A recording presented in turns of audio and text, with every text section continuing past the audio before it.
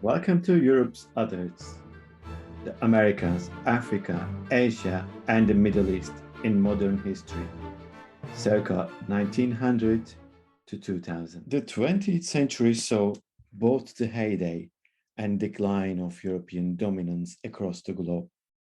At the beginning of the century, European empires, joined by the United States and Japan, controlled nearly 85% of the world's landmass. But after two devastating global wars, many of the societies that had been subjugated by these empires became independent. The rise of a bipolar world order after 1945 replaced many of the old colonial linkages, but justification for decades of European expansionism did not entirely disappear during the course of the 20th century. What endured was the idea of civilization, the positivist and hierarchical system of international law, and various processes of othering that had unfolded, at least since the 1770s. European societies continued to cling to their own systems of truth, considering their supremacy almost natural in relation to other communities of the world.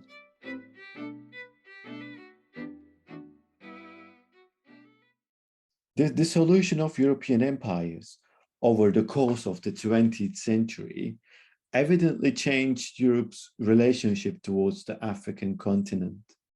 The process of political decolonization represented a new stage in their relations, although there were still attempts by European colonizers to maintain control by modifying certain rules in the colonial system.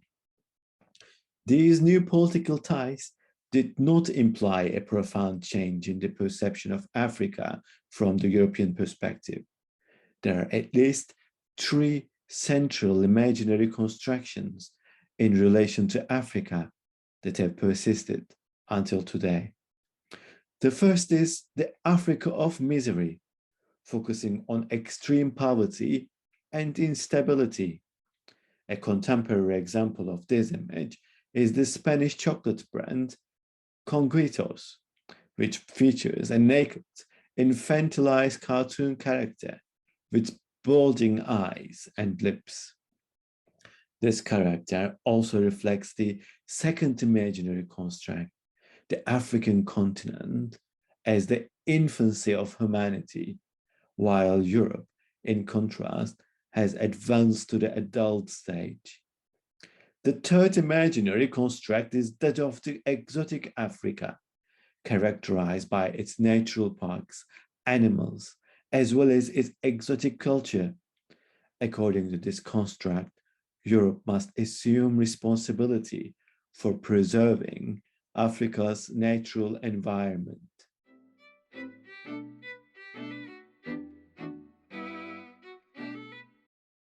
The term Middle East was invented by Anglo-American strategists as a semantic and geographical category at the turn of the 20th century.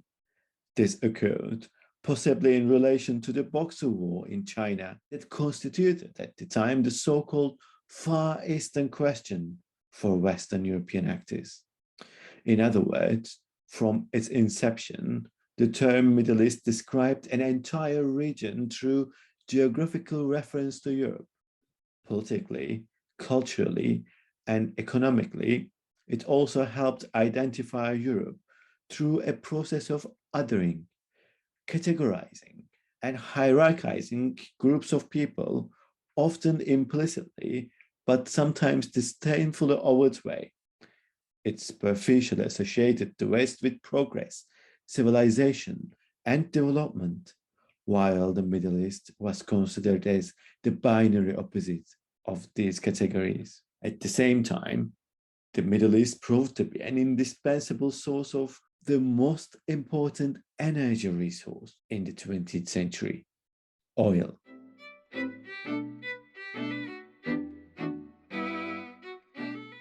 European images of Asia have changed dramatically over time. In the 19th century, representations of China For example, there was a shift from a civilized Europe of the East to an ancient country without history, or even to an evil that was called Yellow Peril. Similarly, 20th century images of Asia provided mirror images that helped foster a sense of European identity. These perceptions of Asia oscillated between anti-communist fears of an Oriental despotism and grand hopes of westernization or democratization. Of course, there was also disillusionment with idiosyncratic paths to modernity. After the Second World War, with a socialist bloc emerging on its eastern edge, the idea of Europe as a liberal realm seemed to diminish, while communism was on the rise. In Western Europe, as well as the United States, an anti-communist Red Scare was built on 19th century narratives of the dangerous and evil East. In August 1949, a few months before China would also turn communist, the conservative Christian Democratic Union of West Germany portrayed a gloomy, Asian-looking Bolshevik-sizing hold of Europe, an innocent Europe that was to be defended by conservative values.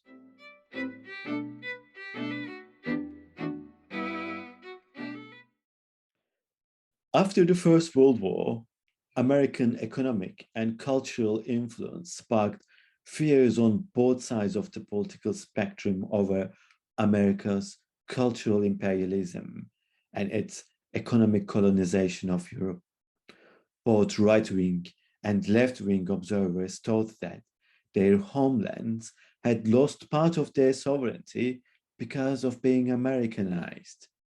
The criticism of specific attributes of American power, even when it used negative stereotypes, should not be confused with anti-Americanism, since many critics did not regard America as evil or an enemy. During the interwar period and in the 1950s, conservative critics emphasized the supposed egoism and materialism of the Americans, in contrast to the cultural superiority of Europe.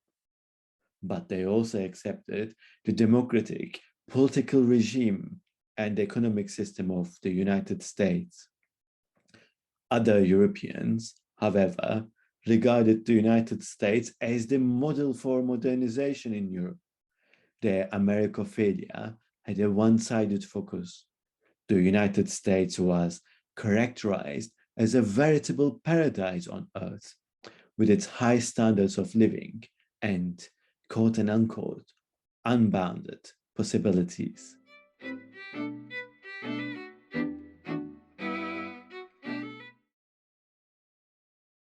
European scholars often approach the countries of Latin America as a relatively homogeneous bloc, assuming their national identities to be rooted in the shared colonial past and associated Spanish and Portuguese heritage. Simplistic references to Latin America exclude strong legacies of Amerindian and African communities in the history and culture of these nations. Although the region's countries were for several centuries dependent on foreign powers and organizations, it is clear that the 20th century initiated a new stage in relations between Europe and Latin America.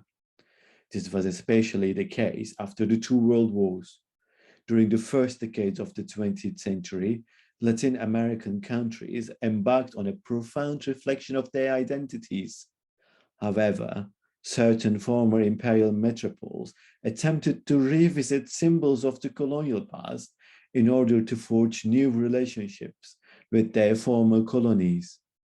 While Europe might view Latin America as a continent facing diverse challenges, such as economic and social inequality, violence in urban centers, corruption, and authoritarian governments, Latin American nations have also come to be viewed as promising. High rates of economic growth, foreign direct investment, a growing middle class, scientific development, and greater political relevance on the international scene.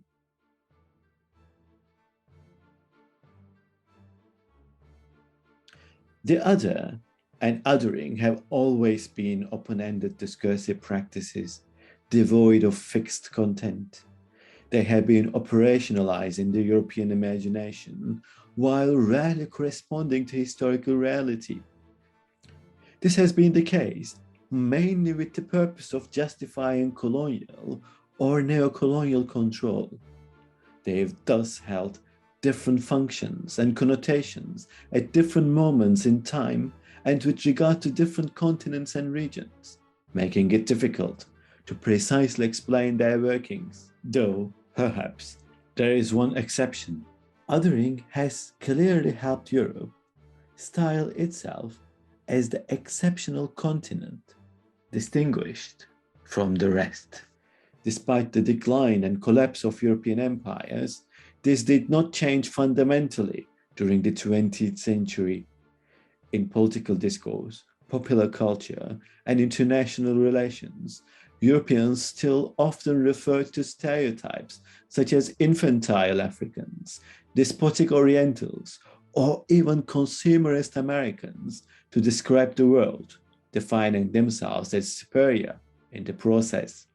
Responding to shifting global geopolitics of the 20th century, old fears of invading barbarian hordes were updated as red scars or visions of colonization, but they still served the same purpose of characterizing European civilization as the model for the world.